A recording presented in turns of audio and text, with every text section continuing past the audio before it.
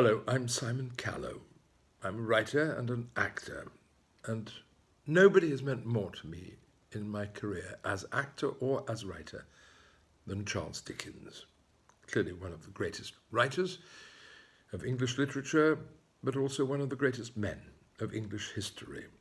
An altogether remarkable human being. One of those rare writers that is not merely admired and read, but loved. Really loved. As he was in his lifetime, but he still is. Dickens's characters are part of our landscape, and Dickens's wonderful, ebullient, energetic, gloriously imaginative prose is part of English literature and English life, and always will be. A vital part, a huge part. And we found out more and more and more and more about Dickens over the years since he died.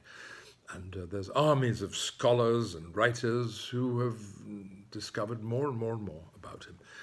And all of it has only added to our sense of him as an absolutely remarkable man. But if you really want to know in the flesh, so to speak, what Dickens was like, maybe what it was like to be around Dickens, the place to go is the Charles Dickens Museum at 48 Doughty Street.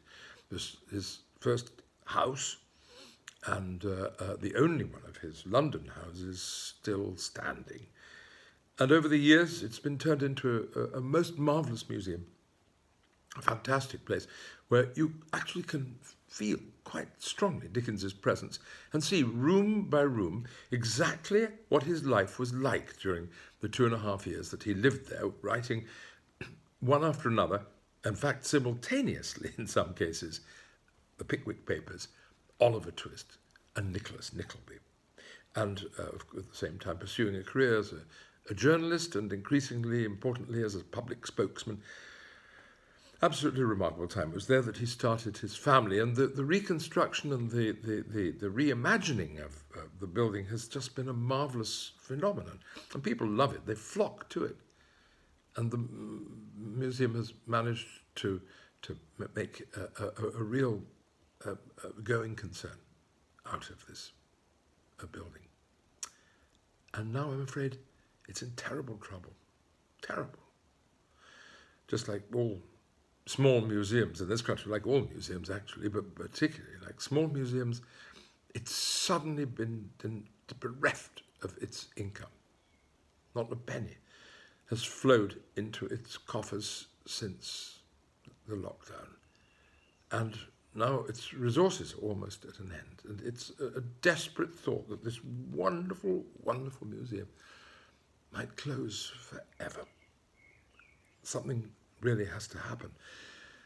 Central government is being besought for funds to keep it open.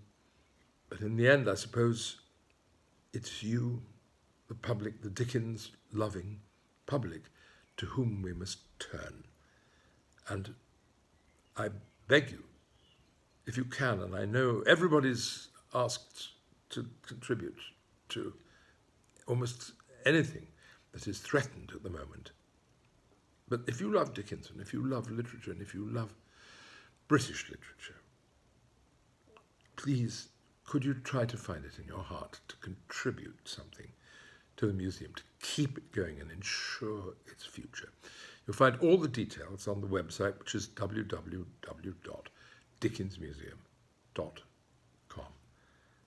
I and everyone connected to the museum would thank you from the bottom of our hearts if you could manage to make some contribution. Thank you very much.